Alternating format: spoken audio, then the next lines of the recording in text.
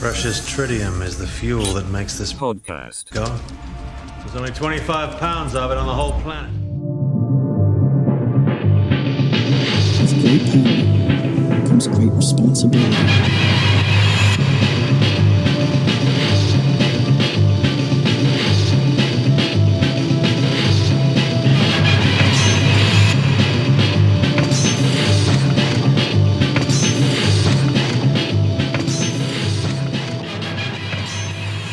Hello and welcome back to Swinging Through Spider-Man, which of course is a Spider-Man podcast dedicated to reading through, in order, the Amazing Spider-Man comics originally by Stan Lee and Steve Ditko. I'm James, that's Brad. How are you getting on, mate? It's been a while. Yes, it has been a while. Had the week off last week. I was out busy getting engaged. Congratulations. Thank you very much. I think everyone else would join me in saying that it's a really good thing that you've got engaged to your girlfriend of 10 years. Yeah, you can't rush these things. No, you can't. I think she had a good CRB check. You know, that was all in order. 10 years worth of experience. So temporary contract. That's what it was. She's a full-time signing now in the January transfer window. Football, soccer references there. But no, Brad, I think congratulations. I think it's a really good positive news anyway in our little break, which is a difference because usually the news about why we're away is kind of negative and it's, we're ill or something's happened or there's work or we're busy. But no, we're off because you were getting engaged. Yeah, pop into question, mate. Peter Parker won't be doing that anytime soon. Oh yeah, no, he's like the shambles. I always like reading these comics because they make me really enjoy how my life's going. It seems like it's all going good. I'm feeling all right.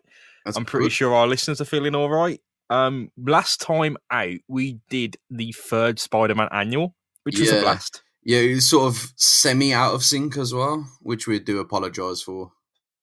Yeah, I think we tried to find a good place to do it, and then we forgot about it. Well, I forgot about it entirely. But no, it worked out for the best, to be honest. We had a nice storyline with Spider-Man fighting the flu and the cold and the vulture. And then we went back into that, and it was a blast. I enjoyed it. One thing that was picked up, though, was I missed out that the Wasp, she was angry. The Wasp, of course, the Avenger, didn't want Spider-Man to be part of the team. And that's because wasps don't like spiders in nature. Oh, okay. I just thought it was woman's intuition. Yeah, I didn't pick up on that at all. Just like the only person making any sense out of the whole Avengers that was actually just like, we shouldn't hire this kid with anger issues. Well, yeah, I was more focused on the fact that they were so bad at planning. This is Earth's mightiest heroes. They don't have a test. They don't have a HR procedure. It's like he'll go into Captain America will go into back and say, I'm on the phone to HR. He'll just be mumbling around, thinking of something, and come back out 5 minutes later and say, yeah, it's done. Not that you really need to prove yourself as a superhero. Spider-Man's been doing this gig for a little while now. Surely his experience is worth more than his qualifications. I'd guess so. I think, you can at least go for that entry-level task, entry-level job. Junior superhero. Yeah, I think he's got enough about him. Deputy Avenger. But at any rate, I think we're back onto the main story now with issue 50 of The Amazing Spider-Man, which of course is a famous issue. 5-0. Because I forgot to put the front cover in the notes, Brad, but you don't need to see it to know what is it the very famous Peter Parker is walking towards the camera and then there is a massive Spider-Man in the background? Is that the issue? Let me just double check because I think it is, but I just need to double check. Yeah, it is. He's walking into the silhouette of walking away. Yeah, that's the silhouette of Spider-Man, who's behind him, which is I think it's famous, and I think the storyline is kind of riffed on. It's one of those storylines that's kind of riffed on in a few Spider-Man movies, especially Spider-Man 2-ish. Is it the whole losing powers dealio? Not necessarily that. But losing something, definitely. Okay. His virginity. Bow, chicka, wow, wow, chicka, wow. You know how we said we'll be a... Just let you do your thing. Yeah. You know how I said it would be a while until he gets engaged? Okay, yeah. So Yeah, I'm probably thinking he's a wait until marriage kind of guy by default, not just not by choice. to be fair, watching Mary Jane act out the way how she does in this whole entire situation is sort of like, that'd be enough to put me off for life, man. That'd be enough to make me celibate. Well, Peter Parker is an incel. Oh. He's an involuntary celibate. As long as he's got no manifestos cooking up and he hasn't got his gun license, I think we're good to go. so, bro, so where did we leave off before the annual? Then it was Blackie took over the mantle of the Vulture, wasn't it? yeah. Then So what was it? It was the Vulture versus Craven, weren't it? Yeah. Mm-hmm. So what's relevant in this more so is that Peter Parker's moved out from his Aunt May, and being Spider-Man is kind of stopping him having a normal life.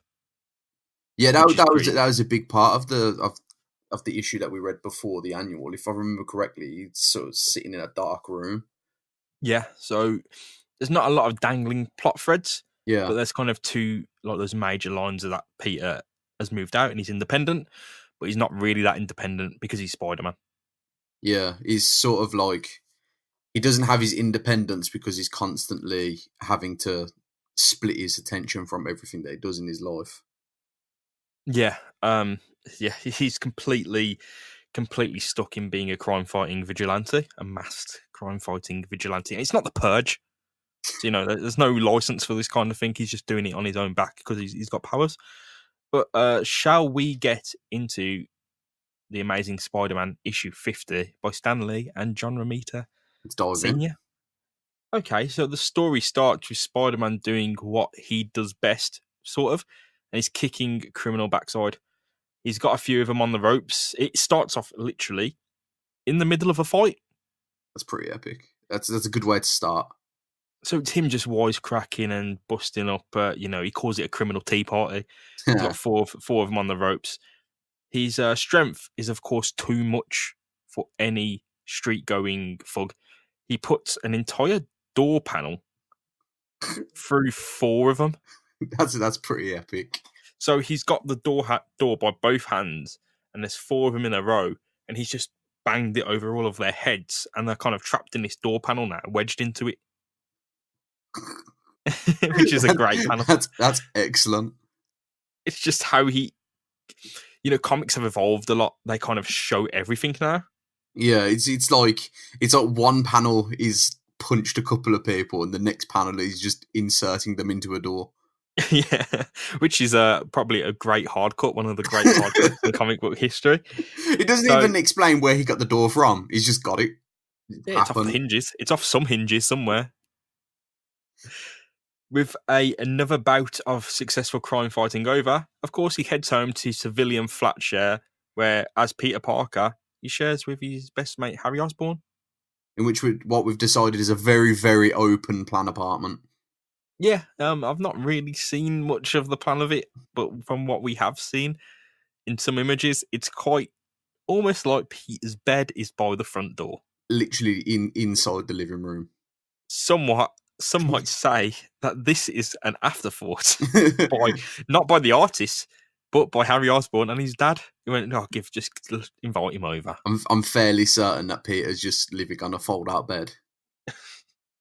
Not a good permanent thing. I will say you need that support, mate.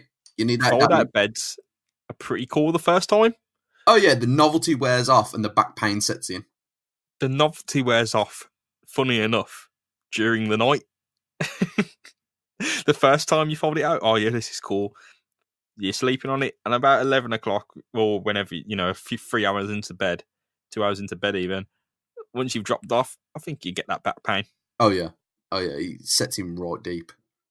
It's not a great permanent solution. I know that as well. There's no amount of deep heat that can save you the next morning. Well, I've got kind of the loft room, so to save space, my first bed, instead of the futon kind of deal I've got going on now, is it was a fold-out sofa bed. That I can tell you they are not built for permanent sleeping, because it just bends. You know, if you have a mattress for a long time, it kind of it morphs and twists, and it fits your body. Yeah, It just the whole the whole bed, the whole deal. it's so bad that when you fold it back into being a sofa, it still just wants to caress you like a mattress. It's not good. No, No, it's not good. It's no, not good. not at all. So yeah, sofa beds. You know what sofa beds always remind me of though, especially in your room, is like, did you ever watch Hey Arnold? Like, do you ever remember how sick his fucking bedroom was? He literally had a sofa that when he pressed the button, flipped out and turned into a bed in the wall. It was so sick. Well, my room, to just quickly describe it, it's just piles of clothes I don't wear, piles of books I don't read, and piles of deodorant I've never used because I don't use that deodorant. It's just I've It's just collected it. the honorary Christmas link set. Yeah, Or for the Americans, the axe set. Yeah, so I've got loads of kind of nicer stuff that I use and buy, and all the shit. It makes it sound like you walk in there, there's just like 3 piles of shit, and then there's just like a mattress on the floor and about 3 cardboard boxes, and it's like you live in squalor. Thank God I wasn't 10. I'm not 10 years older. Otherwise, this would be quite a picture. It's a depression room. Oh, Brad, that's a bit close to the bone, mate. But yeah, it's very much a Peter Parker situation. I feel my deal is a Peter Parker deal. Yeah. But thankfully, I'm not sharing my room with another bloke, Harry Osborn, which is Peter Parker's deal. He's sharing it with Harry Osborn. So Pete's just come back from crime fighting. He's switching to his civ. He's walked out. Hi, Harry. How you doing? Harry says, mate, have I got some news for you? It's bad news. Your aunt has passed out, mate. Fucking hell again. Yes, so when Pete was out masquerading, Mrs. Watson, who of course is the flatmate of Aunt May, has called up Pete's flat. Harry's answered. Mrs. Watson has said she's passed out because she's ill again. This bitch has got like HIV or something, man. She's constantly ill. She's got no immune system. She needs to get some. She's got the scurvy. She needs to eat some more of them wheat cakes, son. Where back in school, when they showed you, when you did like history and it rotated between topics, some years would have the pirate bit. I had the pirate bit, and they showed you pictures of scurvy. I've never actually seen a scurvy patient. Is it bad? You will be eating lemons every single day for the rest of your life. It's like a whole lemon with the skin still on. It's like if life gave you meth teeth. Oh, God. And meth legs and meth bones. Oh, God. But you didn't have the meth. You didn't have the high. In fact, you had no high because your diet's so bad. Like, there's no good. Nothing but salt.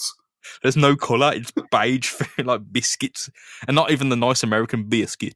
It's just like digestive biscuits. All you've been eating is bread.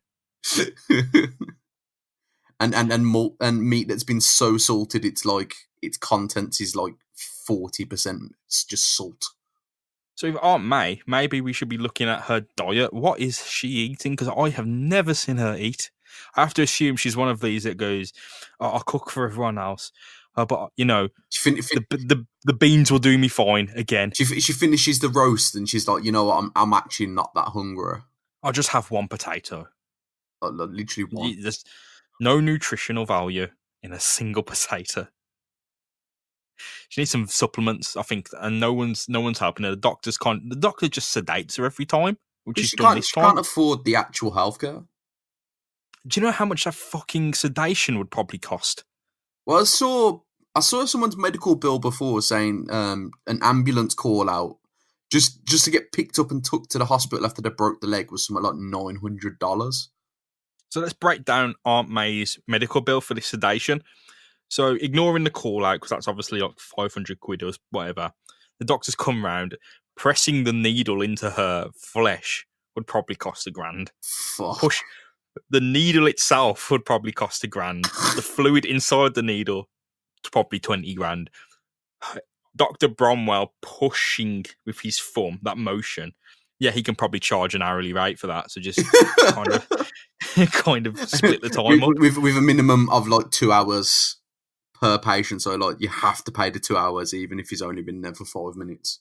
What you've got to remember with older skin, you have to find The vein. the vein. You have to, and you can't. The skin's kind of blunted. But to be fair, Like, if you've seen old people's skin, you don't need to take more than 2 seconds to just look at the paper skin, translucent skin, and be like, there's the vein. Yeah, but it gets all gloopy and the needle gets stuck in it. It's not like you put the needle in and the skin used to be up by the palm, but it's shrunk down by the elbow now. Like you put the needle in, and as it's about to touch the vein, it just slips to the one side of the needle. It's like, whoop, whoop. Dear. So Aunt May's ill. Yeah. Pete's flying around on his motorcycle, and he's coming to the realization that, I've been kind of enjoying myself since I moved out, but that's come at this big cost now that I'm never around Aunt May. And when stuff like this happens, I'm always so far away. Yeah. It's because he's moved like from, what was he? Queens. Is he from Queens? Yeah, so he's moved into the city, I gather. The city. Yeah, that's a decent way away, isn't it? Like, yeah, for him as well. Yeah. Like, he's never been away. And of course, like, obviously, you got New York traffic to compete with. Yeah, it's a terrible deal, really. So he rides home after seeing Aunt May, and he just thinks to himself, I've been spending so much time fighting crime, and, I'm not actually living my life. I think I'm having fun, but I haven't looked at this big picture. Like, what's more important? Things are about to get a bit worse. Oh, how could that possibly happen? Well, the next day he heads to school to sit an exam, and because he's been up all night worrying about Aunt May and going out crime fighting, he's not been at his best. After the exam, his professor, Professor Warren, pulls him aside, and says, mate, I'm disappointed in you. Your grades are slipping and you've been put here on a scholarship, so I did expect more from you. Oh, rough. He got the whole I'm not angry, I'm disappointed talk. Yeah, but like he's not performed. He's been paid to perform.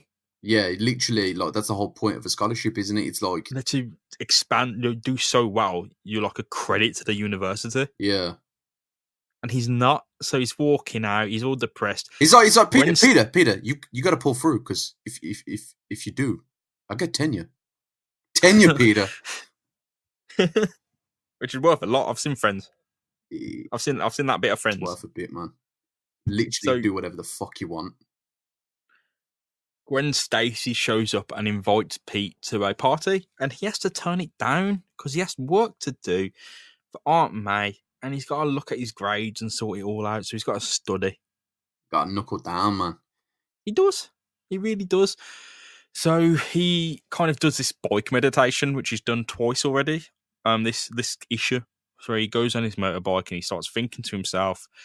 He realises one key thing as he's blasting down the road. Ever since he became Spider-Man, he's had nothing but trouble. Nothing but trouble. Great film. Great film. Peter heads home with it all on his mind. He has to keep his evenings free as well. So he's gone home thinking about his grades, Aunt May, the fact he's missing out on a social life.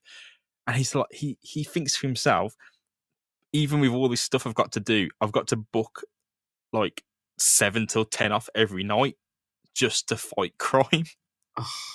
Spider-Man can take a day off or so. It can, like... It's like the whole idea behind Batman, isn't it? It's just like... You be your own boss. Yeah, exactly. There's software these days. You can get your accounting done for you on a computer.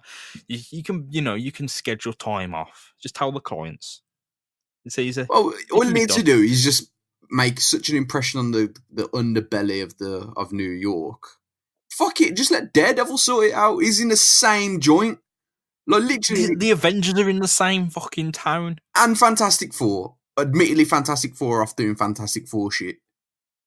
Yeah, quite literally holding the fabric of the universe together. Legit. But you have a massive point that there are other people. Don't think Spider-Man cares. I think he does like to get involved with it and do his part. But no, he's having trouble. And he has to book time off to be Spider-Man. That is not good. What's worse, he turns on the news to take his mind off things. And hang on, I don't think that's going to take his mind off anything. All he has to see is a fucking school shooting, a bank robbery, a murder, anything, and he'll be on the fucking streets Literally anything. fighting crime. It's all it takes. You can say cat up the tree. He is gone. He's out there. I suppose the thing is about Spider-Man as well is he's supposed to be that like very low tier hero. Friendly neighborhood Spider-Man. Yeah, the friendly neighborhood Spider-Man, dealing with the muggins and, like you said, the cats up trees. You think these muggers would have just called it a day, but they ain't. They're still committing crime. But worst possible thing he hears, a talk show hosted by J. Jonah Jameson that is kind of debating the topic of Spider-Man. Of course, it's biased as well. Does JJ do anything other than just talk about Spider-Man? He's having like a rant about Spider-Man, saying he's a misguided fool. He's not a superhero. We need to find out his identity behind that ugly mask. And he's a egomaniac, neurotic troublemaker. He's this, he's that. And Pete's just looking at this. Bear in mind what's going through his mind at the moment. He's looking at this. And he's just thinking, what is the fucking point of all of this? It's sort of like when you have these like YouTube celebrities nowadays and that sort of thing, they just get harassed for literally no reason. Well, think of it this way. If Spider-Man, if this wasn't the 60s, if we could transplant kind of the context of this now, how many YouTube channels would there be dedicated to finding his identity? And what's more, how many people would actually know him and find his identity that quickly and just prank him? True. Like, yo, this is Spider Conspiracist number 59. I'm back again with a new conspiracy theory. What if Spider-Man is actually just made of lots of other little spiders? Did you ever think about that? The video is 6 hours long and the thumbnail is a picture of a pyramid. his intro music, you know, like when they make those really shitty like Windows movie maker, like pre. That's how you know you're in for the ride of your life. It's just like loads of pictures of like expanded mind and all that sort of bollocks. with like Times New Roman, like Spider Conspiracies 59 just flying across the screen. So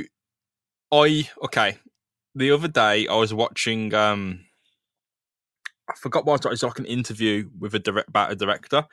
And do you know how YouTube has this thing of auto playing the next video in the queue? And the video that is next in the queue is very thinly related to the topic. So say if someone mentions lizards or meditation, at any point in that video, you could possibly get something next in your queue that's to do with that. Beautiful. I think I know what this is going. I've watched this video. I've got my headphones on, noise cancelling headphones. I fell asleep with my headphones on. Massive fucking headphones at full blast volume, listening to this interview. Next thing it goes on is a 6-hour lecture. A 6-hour lecture on flat Earth. And because, you know, I sleep for about 10 hours, so I have listened to the whole thing in my fucking sleep. So now you like walking around with a spirit level. Well, the thing is, I was looking at how people are inspired to kind of like make weird films and weird books, and they do like this meditation and transcendental meditation, which is just kind of blocking out thoughts. So I thought I'll do that, and this is a long way of getting to the point, but it was 10 minutes, and you're just doing this thing for 10 minutes, and all of a sudden, it's like practice the exercise on your own in silence, and that's the end of the video. But at the end of the fucking video, an advert plays. Full volume. And adverts are much louder than regular sort of video volume as well. So back to the point, I think in the modern day, Spider-Man probably wouldn't be able to exist without instantly revealing his identity. Because all you have to do is fall down some fucking rabbit hole, and some idiot on the YouTube has put 2 and 2 together, got 6, but also got the right answer. Well, as well. Think about it this way, man. Like, you know, in Spider-Man 2 when he stops the train and everyone lifts him up like he's Christ, and it's like an absolute beautiful all you moment. need is some fucking amateur filmmaker at the back going, "Oh God!" No, if it's made this day and age, everyone's gonna have the phones out. Everyone's gonna be recording that. Like, and then everyone's standing there just like, "We won't tell no one. Oh, I'm a spider. We won't tell no one. Yeah. Like, bullshit, man. This day and age, it'd be like, Bollocks. yo, Spidey, can I get a selfie? Like, he's still pretty much dead. Yeah, you've got, because people would you'd have 6-hour videos on analysing his face shape under the mask. And his voice recognising as well. Yeah, he'd be done. He'd be done. Not to mention how sloppy is Spider-Man for a lot of things. Like, Geezer just goes in and out the windows of his apartment. Like, just jumps out of it. So all this time, imagine. So he's got a bit of a privilege of being born before all this technology existed to fuck him up. Oh, yeah, definitely. But there are still people out for him, like Jameson, who has also said here's a $1,000 bounty. So a $1,000 bounty. A lot of cheddar back a day as well. He's put a bounty out on Spider-Man. Like, to kill him? No, just to capture and conviction. Like, just to get information about him? The capture and conviction, man. You get him, if you can give information that leads to his arrest and capture, you get $1,000. Fuck. So this ticks Peter. He starts to think, oh, he actually really genuinely doesn't like me. Genuinely. Oh, it's not just a thing. His actual words was, he hates me far more than I ever thought. He believes sincerely that I'm a threat to society, and I'm here thinking, when did you not think this before? At what point were you given evidence to believe the opposite? It's because Spider-Man's just been terrorising him every now and again, just swinging by his office to just steal his coffee or, like, take his ashtray or something. So at this point, you can imagine how agitated Peter's getting. There's a $1,000 bounty on his head. He's hearing a lot of horrible words said about him. He's exhausted. His grades are slipping. His aunt's really sick, and he's got no social life. What's more, he looks like he's wearing the most itchy jumper of all time. I'd spotted that straight away, and I was wondering if he was going to bring it up. That legitimately looks like he's wearing static as a jumper. I was just about to say, if you have a TV, you know, the old kind of tube CRT TVs, go up to it and punch it really hard and kind of let whatever is on screen play, and that will look like Peter's jumper. It looks like he's wearing a jumper made up of spiders, which would be quite It looks like he's been dragged through a hedge backwards. He looks like he's gone to the hairdressers without wearing that stupid cape and just said, yeah, this is sound. Oh, yeah, and all the hair is just kind of just in him. Just it's very pubic. Yeah, it's pubic jumper. Pubic texture. Oh, I like the effort that John Romita Seniors went to draw the hairs on the jumper standing up. No, you can really standing out of the jumper. You know, the worst thing about these jumpers is that they're actually making a comeback. I've seen people wear these jumpers. I don't know. They look itchy. It looks horrific. But he's wearing a shirt underneath it.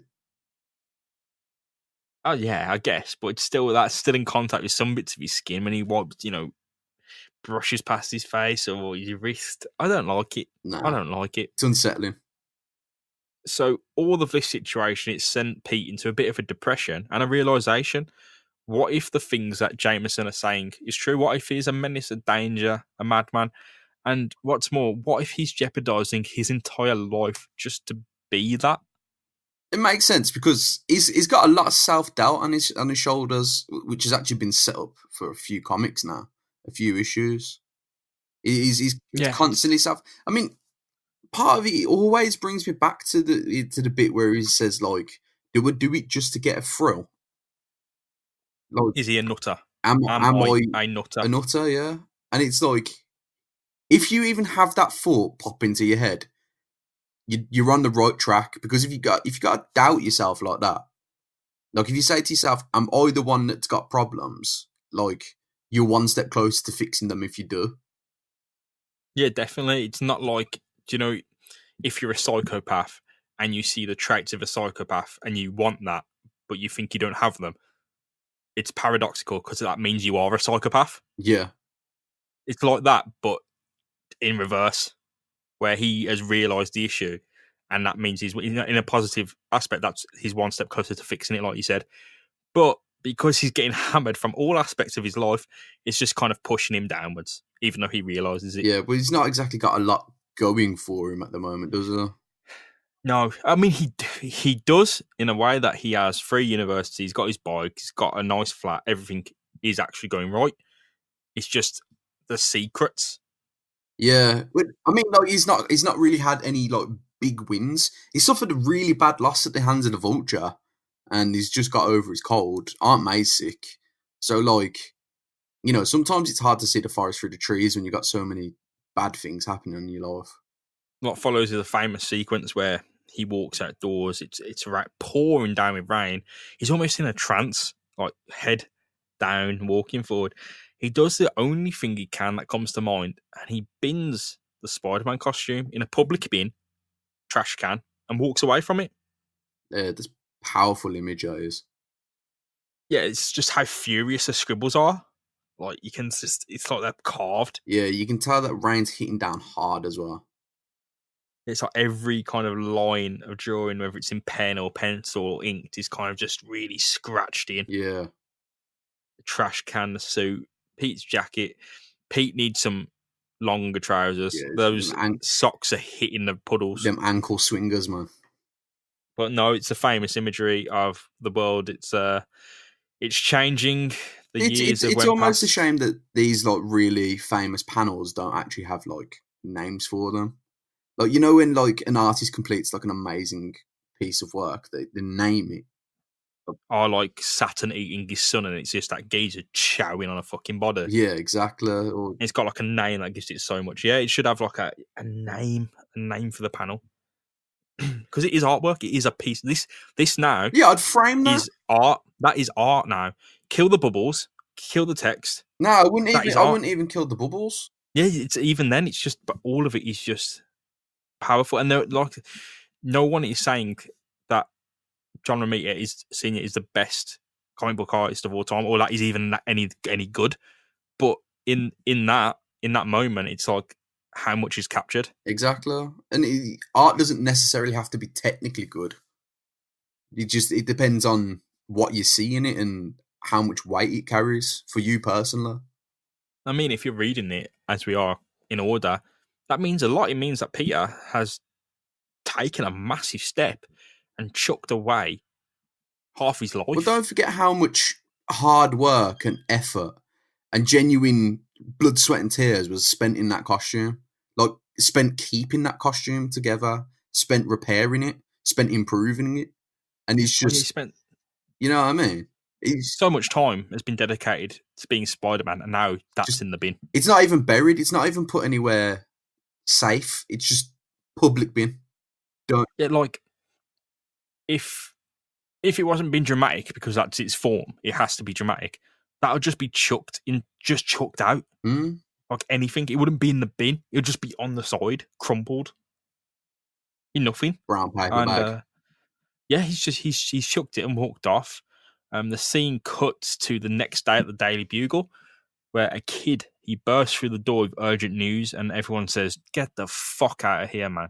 But he breaks through, gets away from everyone, sprints into the office of J. Jonah Jameson, and no, he's not an assassin or a hitman.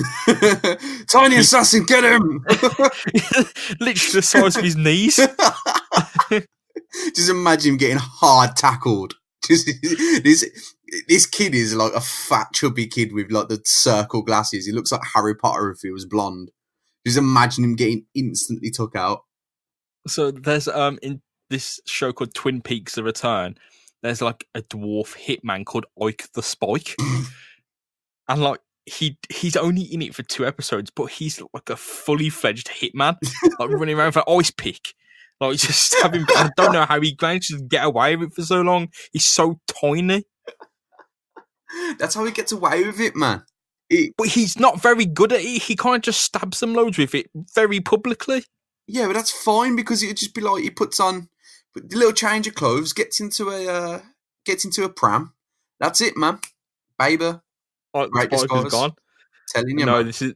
This is just a child, and in his arms is the costume, the actual costume of Spider-Man that he's picked up off the street floor.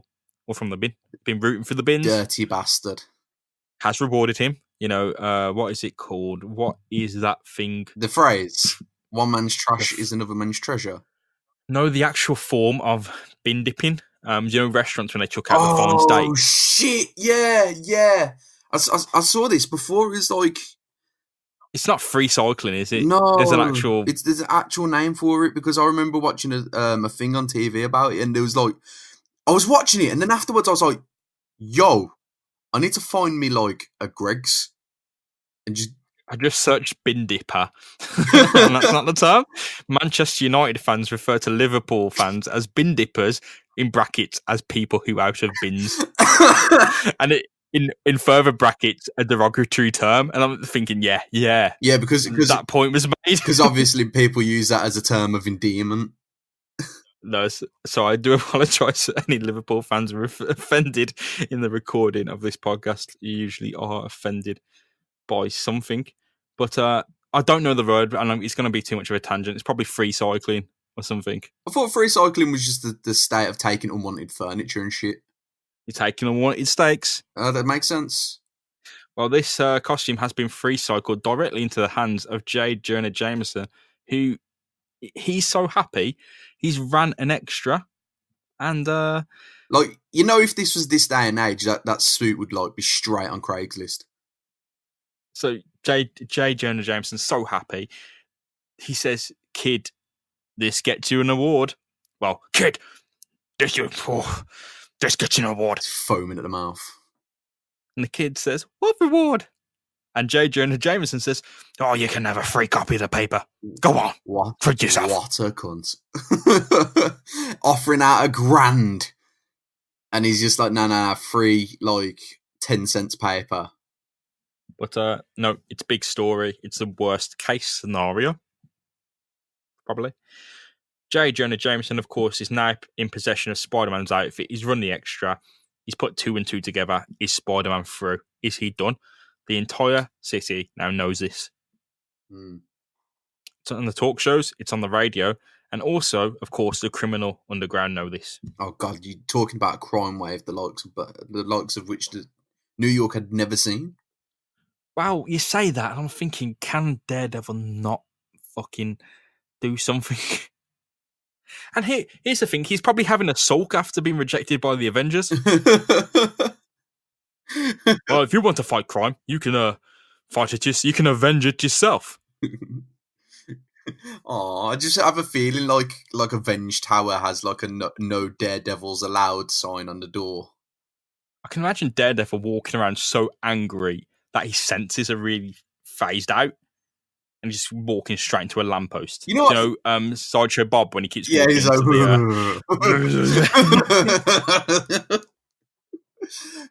You know what kind of bugs me about Daredevil? And it's a clear character thing that they could have put in, which would have been fucking awesome. Why didn't they ever give him a guide dog?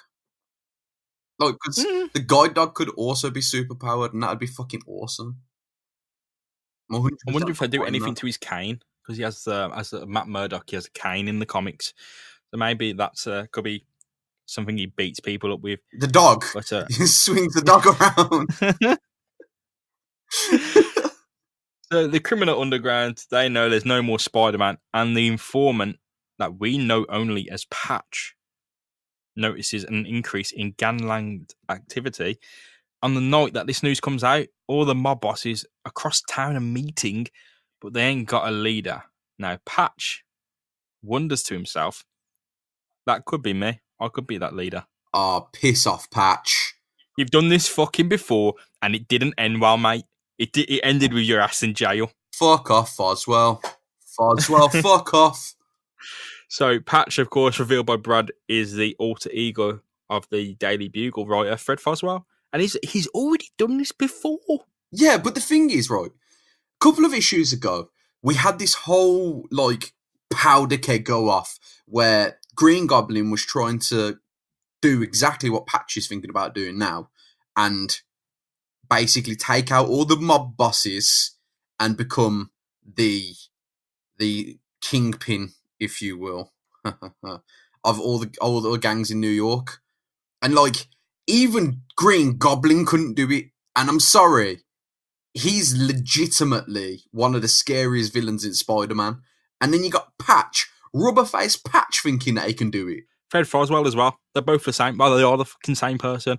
But no, he had this chance before, and I will say he blew it. Big He time. definitely blew it. But the city, it's under the grip of a new crime wave, and as you can see, people are getting hijacked, bank robberies are going off, and this is all going back to one name, the name of someone known as the Kingpin. Ah! I predicted it! Ah! So the man who's trying to lead these random assortment of gangs, it's not Patch, it's not Foswell, but it's a man known as the Kingpin. It's literally Alfred Hitchcock. He's got like, do you know Hellboy's fist? Imagine if Hellboy's fist wasn't Hellboy's fist, but it was actually regular your hand. fist. He has what my mom says, shovel hands. He's got shovel cheeks and shovel eyebrows as well. Got a shovel head. He looks like a shaved hamster. You know when you skin a bear in Red Dead? Oh God! So the Kingpin, he's got a master plan. Of course, the world famous Kingpin. You've seen him a lot in Daredevil. You've seen him a lot in everything, actually. He's bringing all the rival gangs together to make an army. But he's running it with business smarts, and he's the chairman of the criminal board. He's the Kingpin. Hey, Tony! Tony! I want a criminal underground organization that's as powerful as I am fat. Do listen here, Tony. I won't tell you fucking twice. You do this again, I'll break your fucking Gregory. I'm telling you. I'll throw down them fucking apple and pears. I'll fucking snap your Gregory right in fucking. Don't you fucking get me started. Yes. Kingpin is a cockney. Kingpin was always a cockney. Fuck yes. I am. This is the Kingpin. The underworld. It'll now be run like a fucking business. And the chairman of the board, that's me, will be the Kingpin. That's him. So, Peter Parker, while all this is going on, like New York has descended into a hellmouth, Peter Parker is having the time of his life. Just like literal sunshines and rainbows. Definitely. Like he's walking down the street and it's like sunshines, lollipops, and meanwhile there's like there's people being thrown out of buildings. Like there's a man running past on fire. He's found the time to read, relax, date, chill, everything. He's spending more time than ever with Gwen Stacy and Mary Jane. He's finding the time to care for Aunt May, for God's sake. He's doing everything he wanted to do. His life's good, man. He's catching up with Harry. Harry's dad's out of town. Wonder where he is. He's doing everything, man. Everything he wanted to be doing, he's catching up with. He's catching up with life. This is the thing about Spider-Man, is he never, ever, from what I can tell, I don't know in the future, I don't know deeper storylines later on, but from every single pop culture thing I know about me, it's like he never, ever manages to find the balance. Never. It rarely happens. But it kind of looks like he's found something he likes doing. So this almost comes crashing to an end when he's listening to the music on the radio and it's interrupted by a news reporter for robbery. He leaps into action. He's getting ready to go, but he remembers that he chucked his suit out and this isn't me. Someone can deal with this. The police are probably already dealing with this, so he just chills out. Fair blah. The next day, he invites Gwen Stacy out for a date, but she's got plans with Harry Osborn. This is after she's received a letter from Flash Thompson, who's out fighting the good fight in the Vietnam War. Whoa. We won't say it was the good fight. We won't. In his mind, it's the good fight. In everyone else's mind, it's probably. We'll say he's not. He's coming back from that war with mental damage and physical damage. Oh, we'll go out on a limb and say that. Oh yeah, definitely. He's not coming back the same man. Yeah, no one ever comes back from war. He's coming back like Lieutenant Dane. They took my legs. So Pete rides off in his bike. Gwen had plans with Harry Osborn, He notices a crime going on, and two people are trying to chuck a man off a rooftop. They're trying to mug him and dash him off a rooftop. That's pretty dark, man. So as the amazing Peter Parker, he leaps up the building and dispatches these two thugs. So he takes off his shoes, jumps up in his civvies, jumps over the wall, and just knocks these two blokes out and runs off. Fair play. Like, he gives them a right chop in the head as well. Like, legit karate chop and a punch right in front of a fucking police officer as well. I don't know if I think it's just a smart dressed man, Brad. No, he's a security guard or a police it is, officer. yeah, it's something, yeah, you're right. It's like a security guard or a police, someone of authority. Like, he's got the hat that's been knocked off. It's a good blue uniform. He looks almost cooler in this get up than he does as Spider-Man. I was just about to say that. I'm so glad you did. He's so rad, like no socks, jumping over with jeans and karate chopping people in the head. Yeah, it's the way how his blazers like flying behind him in the breeze as well. It looks so how like angry he looks. Yeah, it looks great. Like, because obviously he's Spider-Man, you don't get those expressions. If this was made before the war, imagine how cool he'd have been in the war. Oh yeah, it like, would have been ridiculous. Chopping them. Yeah. But no, here we are. He's just sprinting on top of rooftops and karate chopping people in the head. Yeah. On the other side of the town, the Kingpin is actually hosting a guest. So he's involved. Well, Fred Foswell's ended up there to present himself to the Kingpin as the new leader of New York's gangs. Wait. Foswell.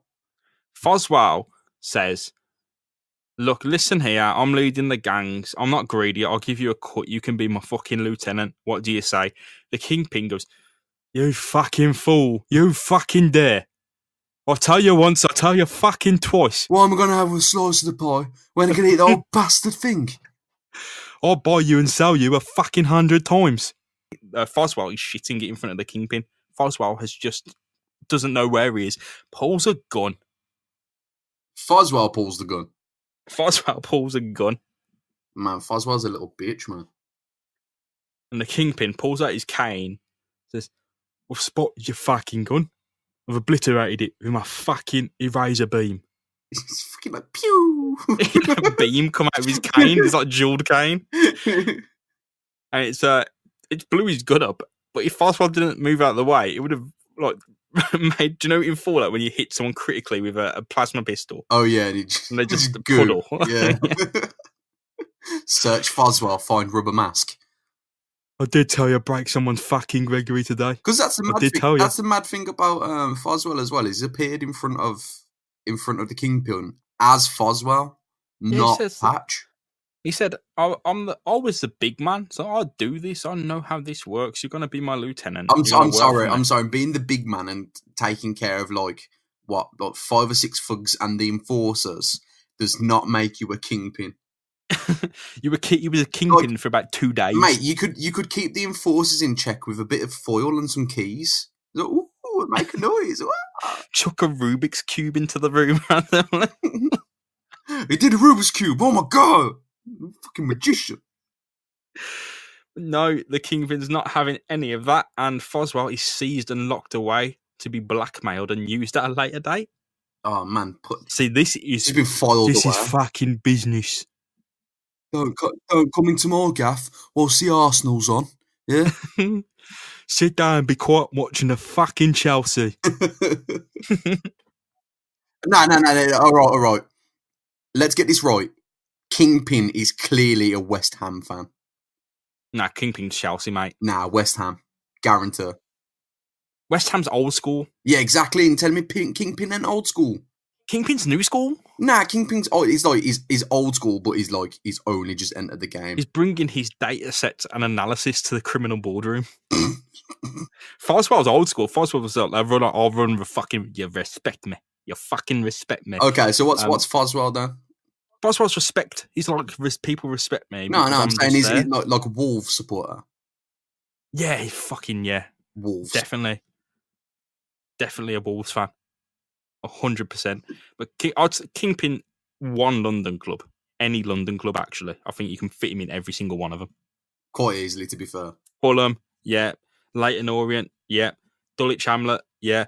The Arsenal, yeah. Spurs. The Chelsea, yep. Not Spurs. Nah, Not Spurs. nah, not Spurs. I'll save that for someone else. Oh, okay. But no, the Kingpin locks Foswell away. The game is done.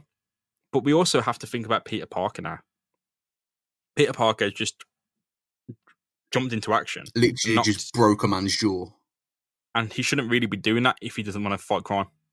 Yeah, you can't have it both ways, mate. You can't have your cake and eat it. So he goes to the water side and he starts to think over things and has an epiphany because it was almost subconscious how he jumped into action. So he's going over what got into me. And if you scroll up to the panel where he knocked them two blokes out, he kind of realizes that why I did that was the man who was being mugged. It looked like my Uncle Ben and reminded me of Uncle Ben. Ah, yeah, with the white hair. That makes sense. So almost it's like a chance to subconsciously rewrite history. He can jump into action and save someone. Well, that was the whole idea to begin with, wasn't it? It's like he didn't act when he needed to, and ultimately his Uncle Ben paid the ultimate price for his lax attitude towards it. So now he says, no innocent person. It's not happening again. No one's going to get hurt on my watch. No one's going to get hurt on my watch. I'm the Amazing Spider-Man, but he just needs that one important thing back, Brad. It's that suit. Well, he can't be running around barefoot forever, man. Did you see Die Hard? You see Bruce Willis's feet at the end of that? It's like Hobbit feet. Did you know how to slap up against there? It's like they don't tend to clean the sides of buildings as well. It's just dirt and pigeon shit. Dirty foot. I have actually seen a picture of them. They jet washed the side of a New York City building, and it was like sort of like half and half. Like one half of it was like after the jet washed it, and the other half of it was like before. And literally, the one side was black, and the other side was like red. It's like the pollution's that bad. So he's gonna need to think about this as well because he's run up the side of the Daily Bugle, which is an older building. Oh yeah, like you gotta be careful with that shit. You get like splinters from the cracked concrete and shit. He breaks into the office of J. Jonah Jameson in his civvies with his shoes tied around his neck and his bare feet. DNA. All I'm saying is DNA everywhere. Is DNA a thing at this point in time? This was barely when Mindhunter was happening, so they didn't even know criminals were fucking bad people. There's just like mental illness. It was definitely the husband that did it. Yeah. Every single time. He sees the costume of Spider-Man or the suit as a trophy. He takes it and he sits back and waits on Jameson's desk. Yeah, his feet up. I'm not gonna lie, that's a baller move. That is. Jameson is just took by complete surprise and agony. Spider-Man gives him what for and runs out the side of the building and swings off. He's back in action, and no one's going to doubt him again. Like he could have walked into like Jameson doing anything, man. He could have been like unbuckling his trousers and shit. He's like ready to go knock one off. Yeah, definitely went with that over the costume as well. Oh yeah, you know it. Every second of the day. That is it, mate. Spider-Man was no more. Now he's back again. Issue 50 done. Beautiful. Couldn't have put it better myself. I think it was a really good one. We saw the Kingpin. It's all coming up Spidey as well, ish. Well, he's found his chutzpah again. You know, his chutzpah. Yeah, he's mojo. His mojo. He's it's just a full cycle with Spider-Man constantly, isn't it? It's just constantly, how do I balance my life? I'm fed up of it. I get no fucking reward from it. Someone gets into trouble. He's like, I've got the power, and with great power comes responsibility and all that shit. It's like a weird Mobius loop that kind of loops back on itself. Yeah, the story. Flat gets circle, bigger. Mate. Flat circle. All bigger and bigger and bigger. It just involves more things, more complications get added into it each time. Like, for instance, the first time this kind of happened, he was living at home. He didn't have much to worry about except his Aunt May. But now he's got to kind of avoid Harry Osborn. He's got to think about the job. He's got to think about a lot of things. Well, last time it happened as well, he was trying to get the girl, if I remember. He had all that problems with Betty Brant. Oh yeah, absolutely. Now he no longer has to worry about her. he kind of has to worry about Gwen and Mary, but I'm not even sure if they're like all that important at the moment to him. If they're just friends having fun. Yeah, it's all a bit rough for him. I forgot to mention as well that he did. There was like 2 panels where he kind of Peter Parker burst into the Daily Bugle after the Spider-Man costume had been handed over, and he sees it and he's like, "Oh," and just resigns. He wasn't really hired, though. you can't fire a freelancer. He can't resign from a job he don't actually have. Yeah, of course. There's no more photos of Spider-Man to take, but I guess that's going to kind of be reversed in the next issue. But that's it, mate. That is over. It's over and done with. To be fair, it kind of goes hand in hand with him resigning, because it's like, well, can't take photos of Spider-Man if Spider-Man's no more. Yeah, exactly. So it's all done. That was issue 50, the one of the most highlighted issues, the famous front cover, and of course the introduction of the Kingpin and a number of others. Some wrapping up of story elements like Fred Foswell hanging around. That seems to be coming to an end. Yeah, he's going to get executed. I was about to say, hanging around might be the term you don't want to use for Foswell being in prison. Kingpin in front of an ISIS flag. But yeah, I think we'll call it a day there, mate. Any admin stuff to do? Not really. You can catch us on all the regular shit. Spotify, Pocket Casts, Apple Podcasts. You could also leave us a review if you'd be so kind. It's been a while since we've had one of them fellas, and it boosts our day. Makes us feel all warm and fuzzy inside, unlike Peter's jumper. Yeah, you can find us at Spidey Podcast on Twitter, and we always love hearing off you. We do get new listeners. Actually, I think someone joined Twitter just to say hi to us, which is that's awesome. Pretty cool. Yeah, it's pretty cool. So yeah, feel free to speak to us in the direct messages or mention us, or just involve us in conversation, because that's always good to see and hear. So thank you very much, and we'll see you very soon with issue 51 of The Amazing Spider-Man. So see you soon, guys. Goodbye. Goodbye.